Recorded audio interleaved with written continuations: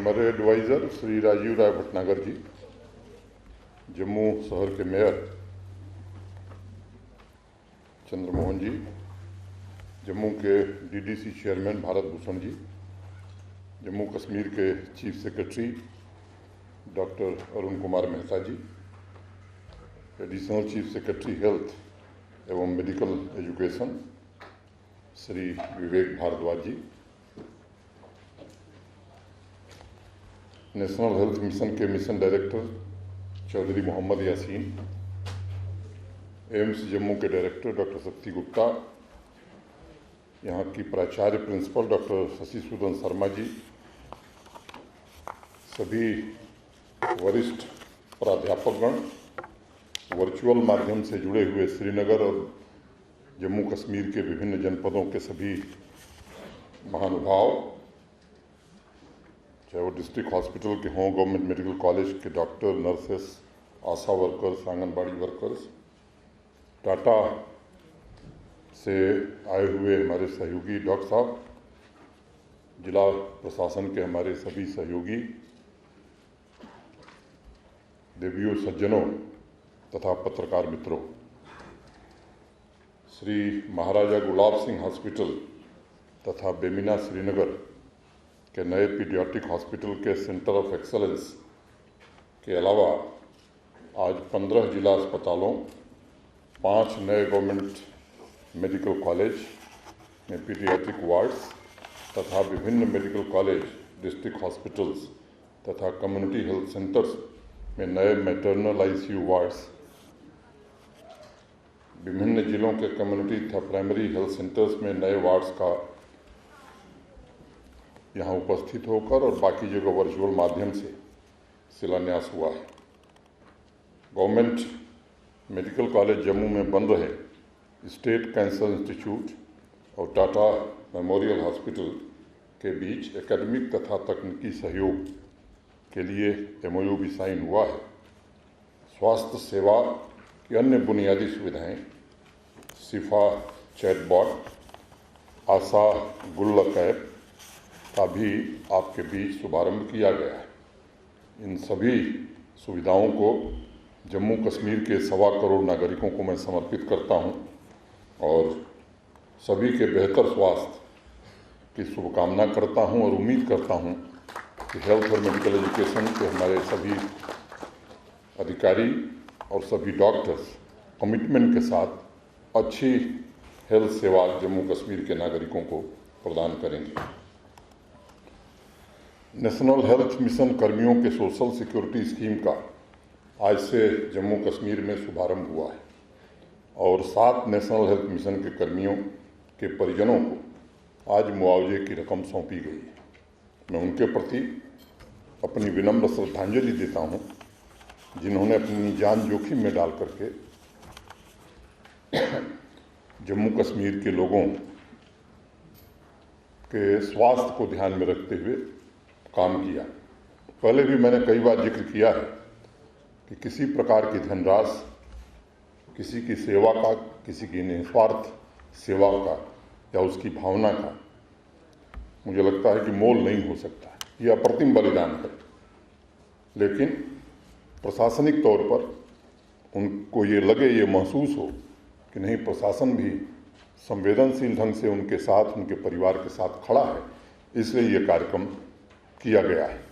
मैं उन सभी बलिदानियों को भी, जिन्होंने लोगों के लिए अपनी जान को जोखिम में डाला, बलिदान किया, मैं उनकी पुण्य स्मृति को प्रणाम करता हूँ। मैं सभी स्वास्थ्य कर्मियों के परिवार वालों के प्रति हृदय से कृतज्ञता ज्ञापित करता हूँ और भरोसा देना चाहता हूँ कि जम्मू कश्मीर प्रशासन पूरी जिम्मेदारी से आपके प्रति अपने कर्तव्यों का निर्वहन भविष्य में भी करेगा। मुझे बताया गया है कि जम्मू कश्मीर में नेशनल हेल्थ मिशन की स्थापना के पश्चात 40 हमारे कर्मचारी असमय चले गए। उनमें से 7 ऐसे थे जो सोशल सिक्योरिटी स्कीम लागू होने के बाद इस दुखद घटना के शिकार हुए। बाकी बचे हुए 33 परिवार, जिनके केसेस अप्रैल 2019 के पहले के हैं, उनको भी इस वर्ष मुआवजा देने के लिए व्यक्तिगत रूप से भारत सरकार से अनुरोध किया जाएगा। ये हमारे लिए गौरव की बात है कि कोरोना मैनेजमेंट हो तथा वैक्सीनेशन, जम्मू कश्मीर ने पूरे देश में अग्रणी रूप से अपनी भूमिका का निर्वहन किया है और देश में एक अपना अलग स्थान बनाया है। इसके लिए मैं अपने डॉक्टर्स, मेडिकल हेल्थ एजुकेशन के हमारे सभी ऑफिसर्स, स्वास्थ्यकर्मी, अन्य जरूरी सेवाओं से जुड़े हमारे सभी साथी, उनको मैं हृदय से धन्यवाद देता हूं। और जिसके कारण जब पूरे देश में तबाही का मंजर था तो सेकेंड वेव में भी शायद कोई ऐसा व्यक्ति हो जिसे हमने ऑक्सीजन बेड देने से मना किया। मुझे याद है जब मैं आया था 8 अगस्त 2020 को, तो पूरे जम्मू कश्मीर यूटी की ऑक्सीजन जनरेशन क्षमता 15,000 LPM से कम थी। जब सेकेंड वेव आई तो मोटे तौर पर 46-47,000 LPM हमारी कैपेसिटी हो गई थी। और आज तो हमारे पास इतनी ऑक्सीजन है कि हम समझ नहीं पा रहे हैं करें क्या उसका। तीसरी वेव को जिस प्रभावी ढंग से हमारे साथियों ने निपटा है और जिस त्याग की भावना से सबने मिल करके काम किया है, वो पूरे देश में एक सर्वश्रेष्ठ उदाहरण है और उसकी जितनी तारीफ की जाए मैं समझता हूँ वो कम है। इस अवसर पर मैं जम्मू कश्मीर के सभी डॉक्टर्स एवं नर्सेस और इस विभाग से जुड़े सभी साथियों का अभिनंदन करता हूं, उन्हें शुभकामनाएं देता हूं और उम्मीद करता हूं कि ये सेवा वो भविष्य में भी निरंतर जारी रखेंगे। मित्रों, अभी मेरे पहले कई बातें कहेंगे, मैं तकनीकी पक्ष में बहुत नहीं जाना चाहता हूं क्योंकि वो सब विस्तार से बताया गया है।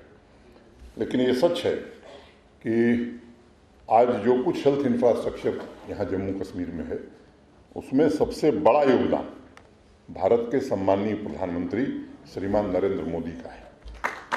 क्योंकि जिस तरह से बुनियादी ढांचे में बदलाव आया और जो ऐतिहासिक काम हुआ है, मैं नहीं समझता हूं कि जम्मू कश्मीर अपने भरोसे ये काम कर सकता है। आप सबको मालूम है कि आज़ादी से लेकर के और 2014 तक कुल 3 मेडिकल कॉलेज थे। आज 5 नए मेडिकल कॉलेज फंक्शनल हो गए, 2 और इस साल फंक्शनल हो जाएंगे। जम्मू एम्स के डायरेक्टर साहब बैठे हैं, बच्चे ऋषिकेश में पढ़ रहे थे, इस साल यहाँ पढ़ने आ गए। श्रीनगर का एम्स भी हम इस साल वहाँ बच्चों की पढ़ाई शुरू करने जा रहे हैं। तो कैंसर इंस्टीट्यूट आपने देखा, अभी टाटा के साथ हमारा MOU हुआ है। कुछ कैंसर एक ऐसी बीमारी है, मुझे एक और डॉक्टर साहब मैं आपको बताना चाहूँगा कि जब मैं रेलवे का काम देखता था तो रेलवे का एक कैंसर इंस्टीट्यूट था बनारस में। मैंने ही पहल करके उसे टाटा के साथ और भाभा एटॉमिक रिसर्च सेंटर के साथ करके इसे एक बढ़िया सेंटर और पूरी उत्तर प्रदेश का आज वो एक बड़ा केंद्र हो गया है लोगों के इलाज का। मैं समझता हूँ कि जम्मू एम्स और जम्मू मेडिकल कॉलेज में बनने वाला ये कैंसर संस्थान जम्मू रीजन के लिए और श्रीनगर में बनने वाला संस्थान कश्मीर घाटी के लोगों के इलाज के लिए निश्चित रूप से एक बेहतर सुविधा होगी। मैं कहूँ कि देश में जो बेहतर सेवाएं हैं उनमें टाटा सबसे बेहतर सेवा देती है, ऐसा पूरे देश में भरोसा है लोगों को। डॉक्टर पंकज चतुर्वेदी मेरे मित्र हैं, मैंने उनसे बात किया था। लेकिन एक निवेदन मैं करना चाहूँगा विवेक जी आपसे भी और प्रिंसिपल साहब और अंकाल जी के, जो प्रोक्योरमेंट का काम है समय सीमा के भीतर इसको करना चाहिए। मुझे याद है जब आज से 8 महीना पहले मैंने डॉक्टर पंकज चतुर्वेदी से बात की थी। और एक दूसरी बात प्रिंसिपल साहब आपको याद दिलाना चाहूँगा कि एक हिंदुजा में डॉक्टर हैं जो किडनी ट्रांसप्लांट करते हैं, आपसे उनकी मैंने बात कराई थी। श्रीनगर में काम पहले शुरू हो गया, वहाँ ट्रांसप्लांटेशन का काम शुरू हो गया है।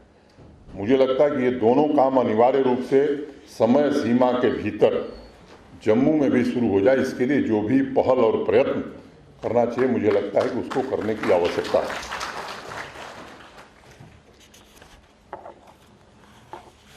मैं जिस चीज़ का जिक्र कर रहा था, कल्पना कीजिए कि 70 साल में 3 मेडिकल कॉलेज और 14 से आज 22 में हम लोग खड़े हैं, 7 नए medical college, 2 AIIMS, 2 cancer institute, bone institute. बच्चों के लिए क्या क्या पिछले 7-8 वर्षों में क्या हो सकता है।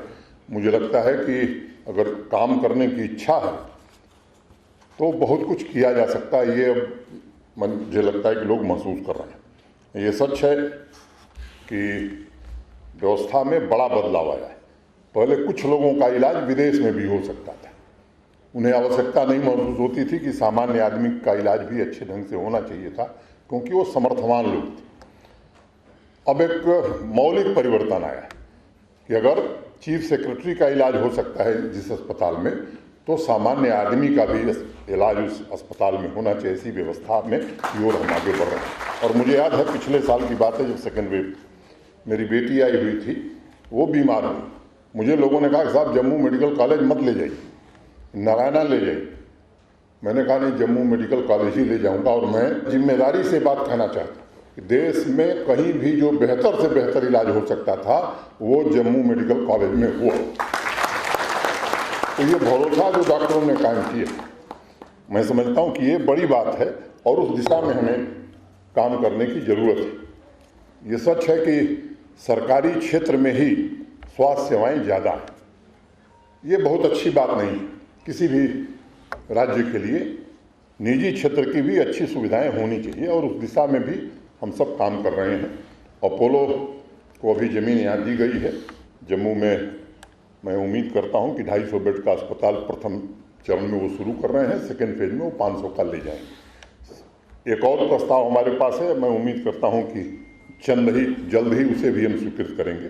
ऐसे ही श्रीनगर में भी कई प्रस्ताव हमारे पास आए हुए हैं, अच्छे अस्पतालों के आए हुए हैं, जिसे शीघ्र हम अनुमति देकर के स्वीकृति प्रदान करके उसे भी प्रारंभ करना चाहते हैं। तो मोटे तौर पर एक नियत है कि विकास सबका होना चाहिए, कुछ खास लोगों का नहीं होना चाहिए। इलाज सबका होना चाहिए, कुछ खास लोगों का नहीं होना चाहिए। तो जम्मू कश्मीर और यहाँ के नागरिक ये प्रथम है, इस भावना के साथ मैं समझता हूँ कि काम हो रहा है और इसी भावना को आगे बढ़ाने की आवश्यकता है। कुछ आंकड़े अभी विवेक जी ने बताए। नीति आयोग ने सस्टेनेबल डेवलपमेंट गोल्स की रिपोर्ट प्रकाशित की है, पहले भी करती रही है, आज भी की है। पिछले कुछ सालों के प्रयास के कारण, मैं कहूँ 2-2.5 वर्षों के प्रयास के कारण आज हम फ्रंट रनर हो गए, जबकि हमारा स्थान कहीं नहीं हुआ करता। स्वास्थ्य एवं आरोग्यता के उच्चतम स्तर को हासिल करने के लिए प्रधानमंत्री जी ने जो सहयोग दिया है, मैं समझता हूँ उसके लिए पूरा जम्मू कश्मीर उनका आभारी है। कुछ चौंकाने वाले आंकड़े हैं और उसे सुनना जरूरी है। 2019 के पहले जम्मू कश्मीर में मात्र 119 हेल्थ और वेलनेस सेंटर थे। 2 सालों में ये बढ़कर के 1275 हो गए। इसका असर स्वाभाविक रूप से सामान्य आदमी के लाभ के लिए मिलेगा। सामान्य व्यक्ति के इलाज के लिए कोई यूनिवर्सल इंश्योरेंस स्कीम नहीं थी। प्रधानमंत्री जी ने आयुष्मान भारत प्रारंभ किया।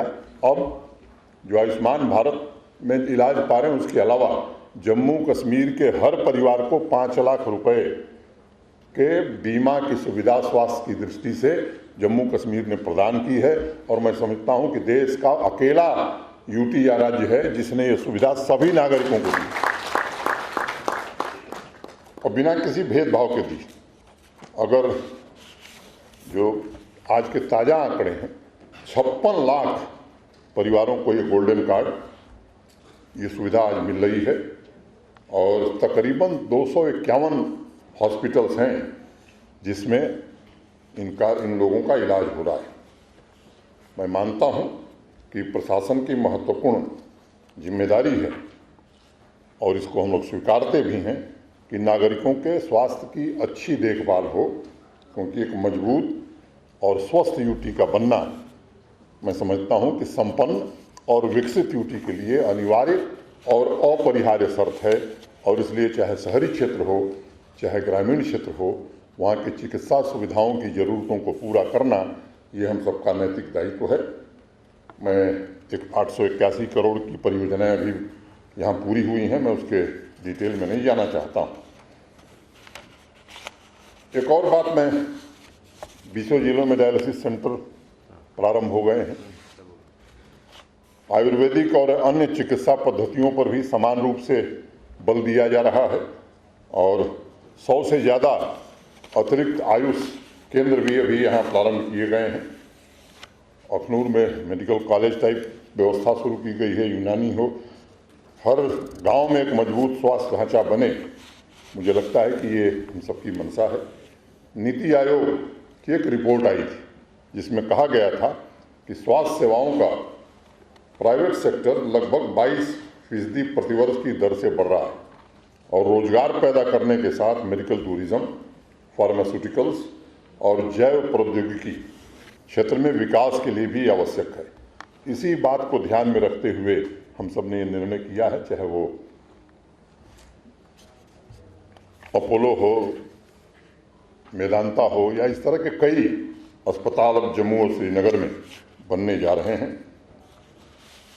एक बड़ा परिवर्तन यहाँ आया है और मुझे लगता है कि जो पिछले 2-3 वर्षों में हेल्थ सेक्टर में यहाँ डेवलपमेंट हुआ है वो काफ़ी सराहनीय है। मैं इसके लिए विवेक भारद्वाज जी, उनकी पूरी टीम को मैं हृदय से बधाई भी देना चाहता हूँ, धन्यवाद भी देना चाहता हूँ। अभी ये भी बताया गया कि अब लाइन में लगने की ज़रूरत नहीं है पर्ची लेने के लिए, उसकी भी व्यवस्था टेक्नोलॉजी के माध्यम से की जाएगी। ऑनलाइन अपॉइंटमेंट लोगों को मिलेंगे, पेशेंट के मेडिकल रिकॉर्ड का भी डिजिटाइजेशन हो जाएगा और आने के बाद स्वयं ही डॉक्टर देखते ही जान जाएगा कौन कौन से टेस्ट हो गए हैं और अब करना क्या है। तो इससे लगता है कि अस्पताल पर भी बोझ कम पड़ेगा और मरीज पर भी बोझ कम पड़ेगा। स्वस्थ जीवन शैली और सुरक्षित खान पान की आदतों के प्रति सचेत करना, मैं समझता हूँ कि ये भी एक जिम्मेदारी है, क्योंकि prevention is better than cure. इस पर भी समान रूप से यदि हम बल देंगे तो मुझे लगता है कि अच्छी स्थिति में हम पहुंच सकते हैं। एक पिछले दिनों हमने बैठक करी थी और विवेक भारद्वाज जी को एक जिम्मा दिया है। वैसे तो काम ये हमारी सोशल वेलफेयर डिपार्टमेंट करता है। नशा काफ़ी तेज गति से पूरे जम्मू कश्मीर में फैल रहा है और फैल नहीं रहा, फैलाया जा रहा है, साजिश के तहत फैलाया जा रहा है। और मुझे इस बात को कहने में कोई गुरेज नहीं है कि जो लोग प्रत्यक्षतः भारत से नहीं लड़ सके वो परोक्ष रूप से भारत की युवा पीढ़ी को बर्बाद करना चाहते हैं और वो एक षड्यंत्र है। उस षड्यंत्र का भी मुकाबला हमें करना है।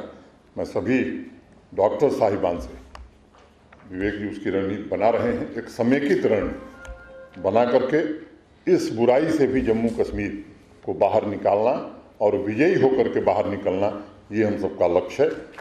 आदरणीय प्रधानमंत्री जी, निश्चित रूप से जो लगाव उनका जम्मू कश्मीर के लिए है, उन्हीं के कारण इन प्रयासों का नतीजा है कि अब हेल्थ रैंकिंग में जम्मू कश्मीर की चर्चा देश में होने लगी है।